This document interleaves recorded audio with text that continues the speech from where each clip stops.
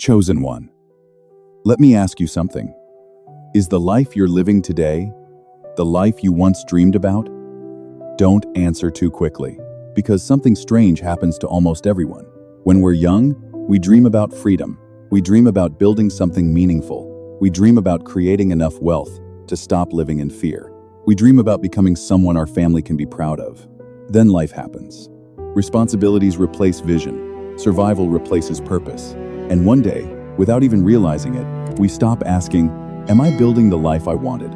and start asking, "How do I just get through this week?" Chosen one. Here's what most people never notice. The greatest enemy of your future isn't failure. It isn't a lack of money. It isn't a lack of opportunity. It's something far more dangerous. It's forgetting the person you are trying to become. And once that happens, every decision begins leading you toward a life you never intended to live. But here's what fascinates me. Throughout Scripture, whenever God raised someone into greater influence, greater responsibility, or greater prosperity, He didn't begin by changing their circumstances. He began by restoring their vision.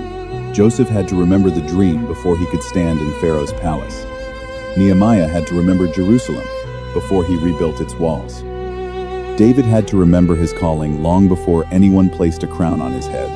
And hidden inside those stories is one principle that almost everyone misses. A principle that quietly determines whether someone spends their life merely surviving or eventually lives the life they once believed was possible. Stay with me, because by the end of this video, I want to show you 7 biblical truths that reveal why so many people slowly drift away from the future they once dreamed about, and why your future may be waiting on one decision you haven't made yet. Before we begin, write "I remember" in the comments if you're ready to stop living on autopilot and start building the life God is shaping you to steward. And if you're seeking biblical wisdom about purpose, wealth, and faithful stewardship, subscribe and join this community. Not because another subscriber changes this channel, but because one timeless truth, received at the right moment, can change the direction of an entire life. Let's begin. Chosen one. Let me show you how dreams really disappear. Not all at once. Not in one painful moment, but one ordinary day at a time. Imagine Joseph. He's 17 years old. God gives him a dream so extraordinary that one day people would bow before him. Can you imagine how impossible that must have sounded? Then, suddenly, everything moved in the opposite direction. His brothers betrayed him. He was sold as a slave. He lost his home. He lost his freedom. Eventually, he found himself sitting inside an Egyptian prison. If you had met Joseph in that prison, you probably wouldn't have seen a future ruler. You would have seen another forgotten prisoner. And that's exactly how dreams begin to die. Not because life becomes difficult, but because your present becomes so loud that you stop listening to your future. Chosen one. That's the battle almost every person faces. The dream God places in your heart rarely disappears. It simply gets buried beneath responsibilities, beneath deadlines, beneath bills, beneath disappointments. One day becomes 1 year. 1 year becomes 10, until you can't even remember the person you once hoped to become. Maybe you once dreamed of building a business that could bless generations. Maybe you imagined creating wealth that gave you the freedom to serve instead of merely survive. Maybe you believed your life could carry far greater influence than it does today. Those weren't childish fantasies. They were the direction your heart was pointing. Here's what most people never realize. The enemy doesn't have to convince you that your dream is impossible. He only has to convince you that it can wait. Next month, next year, after life gets easier. And little by little, waiting becomes forgetting. But Joseph never forgot. That's why prison couldn't imprison his future. His circumstances changed. His vision didn't. And that raises a question almost no one asks. What kept Joseph's dream alive when everything around him argued that it would never happen? Because the answer to that question may explain why some people eventually live the life they once imagined, while others slowly settle for the life they never intended to live. So what kept Joseph's dream alive? It wasn't constant motivation. It wasn't positive thinking. It wasn't because every day he woke up feeling hopeful. Chosen one. I don't believe Joseph spent every morning in prison saying, "One day, I'll rule Egypt." Some days were probably filled with questions. Some days were probably filled with disappointment. Some days were probably painfully ordinary, yet something remarkable happened. Although Joseph couldn't control his position, he refused to let prison define his identity. That is where so many people quietly lose their future. Not because they lose a dream, but because they begin believing their current season is their permanent identity. I guess I'm just an employee. I guess I'll always struggle financially. I guess successful people are different from me. I guess this is simply my life. Those words seem harmless, but every time you repeat them, you're building a prison long before any walls appear around you. Joseph never introduced himself as a prisoner. He behaved like a steward. Whether he served in Potiphar's house or managed a prison, he kept acting like someone God could trust with responsibility. Did you notice that? Before God increased Joseph's influence, Joseph acted faithfully with the influence he already had. Before greater wealth, greater stewardship, before greater authority, greater responsibility. That pattern appears throughout Scripture, because God rarely asks, "What do you want to have?" He first asks, "Who are you becoming? Chosen one." This is where your future quietly changes. The person who constantly sees themselves as a victim makes different decisions from the person who sees themselves as a steward. One waits for life to improve. The other prepares for improvement before anyone else can see it. And that's exactly what Joseph did. Long before Pharaoh ever noticed him, Joseph had already become the man who could carry Pharaoh's trust. Next, we're going to uncover something even more dangerous. Because there is one habit that slowly destroys vision, without most people ever realizing it's happening. Chosen one, there is something even more dangerous than forgetting your dream. It's becoming comfortable without realizing you've settled. Comfort doesn't usually announce itself. It whispers, "This is good enough. You can start later. At least you're doing better than before." Little by little, progress is replaced by routine, and routine slowly becomes a prison. Think about the Israelites. After centuries of slavery, they cried out for freedom. God answered. He opened the Red Sea. He led them toward the Promised Land. But do you remember what happened next? When the journey became difficult, many of them wanted to go back to Egypt. Not because slavery was better, because slavery had become familiar. They knew what to expect there. Freedom required faith. The wilderness required growth. The Promised Land required courage. Chosen one. Familiarity has a strange power. Even when it limits you, it feels safe. That's why people stay in jobs they've outgrown. Why they keep habits they know are hurting them. Why they stop learning. Why they stop dreaming. Not because they no longer want a better life, but because the life they know feels less frightening than the life they haven't seen yet. The enemy understands this. He doesn't always tempt you with obvious sin. Sometimes, he simply encourages you to stay exactly where you are. Because a person who never moves doesn't need to be stopped. They've already stopped themselves. And here's the part that changed the way I read Scripture. God rarely called his people to remain where they were comfortable. Abraham had to leave his father's house. Moses had to leave the palace. Ruth had to leave Moab. The disciples had to leave their nets. Every new chapter began the same way. Someone had to walk away from what was familiar before they could receive what God had prepared. So let me ask you something. Has your greatest obstacle really been a lack of opportunity? Or have you simply become too comfortable with a life you were never meant to stay in? Because in the next part, we're going to discover the decision that separates people who spend their lives waiting from those who eventually become the people God can trust, with greater responsibility, greater influence, and lasting prosperity. Chosen one. Most people believe their future changes because of one big moment. One promotion, one opportunity, one breakthrough, one miracle. But Scripture tells a different story. Lives are rarely changed by one dramatic event.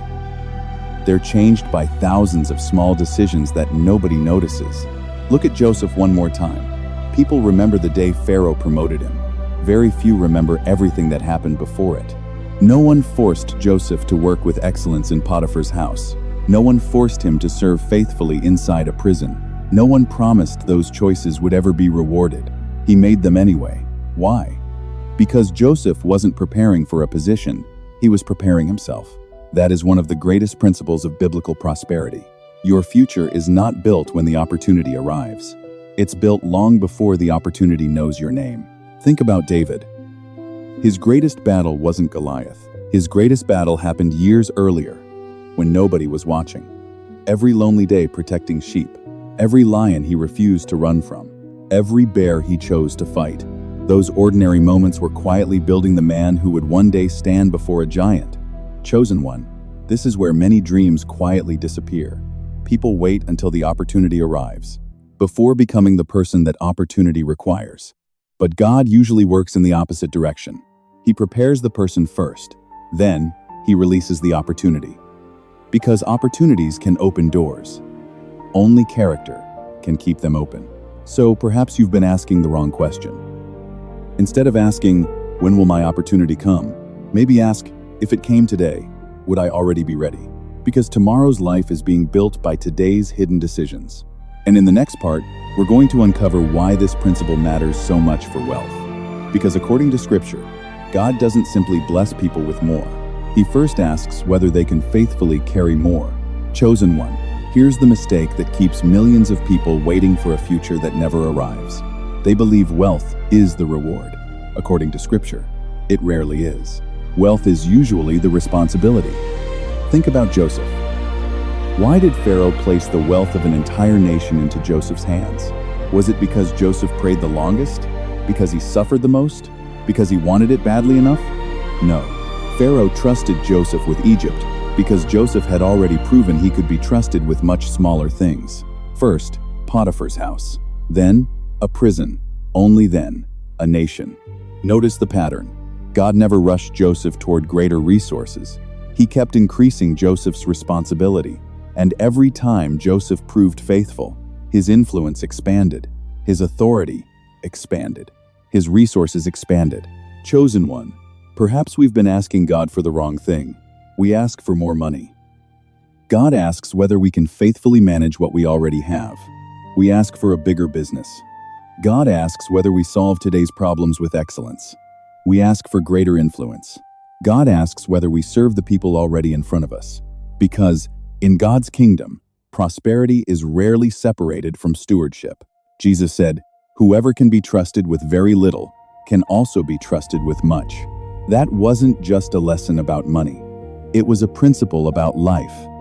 Before more, there is stewardship. Before influence, there is faithfulness. Before abundance, there is responsibility. And here's the question that changed the way I think about success. If God doubled everything you currently manage, would your character be ready for it? Would your habits support it? Would your discipline sustain it? Because wealth doesn't solve character problems. It magnifies them. That's why God spends so much time preparing people before expanding them. Not because he's withholding blessing, because he's protecting both the blessing and the person who will carry it. Chosen one, this brings us to the final piece of the puzzle, because once you understand this principle, you'll stop chasing the future and start becoming the person your future is waiting for. Chosen one, I'd like you to look at your life differently for just a moment. What if the life you once dreamed about didn't disappear? What if it's still being built, even now? Think about a skyscraper. When construction begins, people don't see the finished building. For months, sometimes years, all they see is dirt, concrete, steel, noise. To anyone passing by, it doesn't look impressive. In fact, it can look like nothing is happening at all. But the people who designed it know something everyone else doesn't. The foundation is becoming strong enough to carry what will eventually stand above it. Chosen one, perhaps that's where you are today. You've been measuring your progress by what you can see. God has been measuring it by what he's building inside you. Every difficult season taught you something. Every disappointment exposed something. Every delay developed something. Not because God enjoys watching you struggle, but because every future requires a foundation. Joseph's prison wasn't separate from his palace. It prepared him for it. David's years with sheep weren't wasted years. They produced the leader Israel would one day need. Nothing God used to prepare them looked like success while they were living through it. Only later did it all make sense. Maybe that's why you're frustrated. You're trying to judge a building while God is still pouring the foundation. And foundations rarely receive applause. They receive pressure, weight, time. But without them, everything built above eventually collapses. Chosen one, Perhaps your greatest mistake has been comparing someone else's finished building to your own construction site. Because comparison makes unfinished work feel like failure, when in reality, unfinished doesn't mean abandoned. It means God isn't finished yet. So don't ask, why isn't my life where I hoped it would be? Ask something better. What foundation is God building in me today that my future will one day depend on? Because one day, when people look at the life you've built, they'll notice the visible success. Only you and God will remember the invisible foundation that made it possible. And that brings us to the final truth. Because once you understand what your foundation is really for, you'll never look at today's decisions the same way again. Chosen one, we've talked about dreams. We've talked about survival. We've talked about stewardship. We've talked about the hidden decisions that quietly shape an entire future. But after all of that, everything comes down to one final choice. Not the decision to become rich. Not the decision to quit your job. Not the decision to start a business. Those decisions may come later. The first decision is much deeper.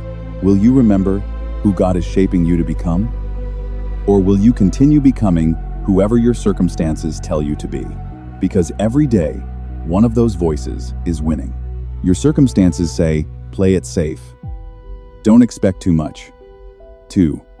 This is probably all life will ever be. But throughout Scripture, God keeps asking a different question. Will you trust me enough to keep becoming the person I called you to be, even before you see the result? Joseph answered that question. David answered it. Ruth answered it. Nehemiah answered it. None of them knew how their stories would end. They simply refused to let today's reality rewrite tomorrow's identity. Chosen one. Maybe that's why this video found you today. Not to predict your future, not to promise you sudden prosperity, but to remind you of something life slowly tried to erase. The life you once dreamed about didn't begin with money. It didn't begin with opportunity. It didn't even begin with success. It began the moment you believed your life could become something greater than what you could see. Don't lose that person. Protect that vision. Feed it with wisdom. Strengthen it with discipline. Walk in faith, one ordinary day at a time. Because 10 years from now, you'll either be living the life that was quietly built by today's decisions, or you'll still be wondering what happened to the dream you once carried. The difference between those two futures is rarely one miracle. It's one faithful decision, made again tomorrow, and again the day after that. So before this video ends, I want you to write one word in the comments. Remember, not because a comment will change your life, but because every meaningful change begins when you stop forgetting the person God has been preparing you to become. And from this day forward, don't chase your dream life. Become the person who can faithfully build it. Chosen one. When this video began, I asked you a simple question. Is the life you're living today the life you once dreamed about? Maybe your answer was yes. Maybe it was no. But I hope your answer isn't the same the next time you ask yourself that question. Because today wasn't really about success. It wasn't even about wealth. It was about remembering. Remembering the vision life tried to bury beneath routine. Remembering the purpose that slowly disappeared behind responsibilities. Remembering the person God has been shaping all along. One day, you'll look back on this season, and you'll realize that what felt like ordinary days were actually the days that quietly built your future. Not because everything changed overnight, but because you did. You stopped measuring your life only by what you owned and started measuring it by who you were becoming. That's the pattern we see throughout Scripture. God shaped Joseph before he trusted him with Egypt. He shaped David before he entrusted him with a kingdom. He shaped Ruth before he wove her into a story far greater than she could have imagined. The blessing came later. The person came first. So don't leave this video asking, when will my dream life begin? Leave asking something far more powerful. Who do I need to become today so I can faithfully build the life I'm praying for tomorrow? Because that question has the power to change every decision you make from this day forward. If this message spoke to you, write, I remember in the comments, not as a message to me. As a promise to yourself that you will never again allow routine to make you forget the future you're building. And if you want more biblical wisdom on purpose, stewardship, and lasting prosperity, subscribe and become part of this community. Remember this, chosen one. Your dream life isn't built the day everything changes. It's built on the ordinary days when you refuse to forget who God is preparing you to become. I'll see you in the next video.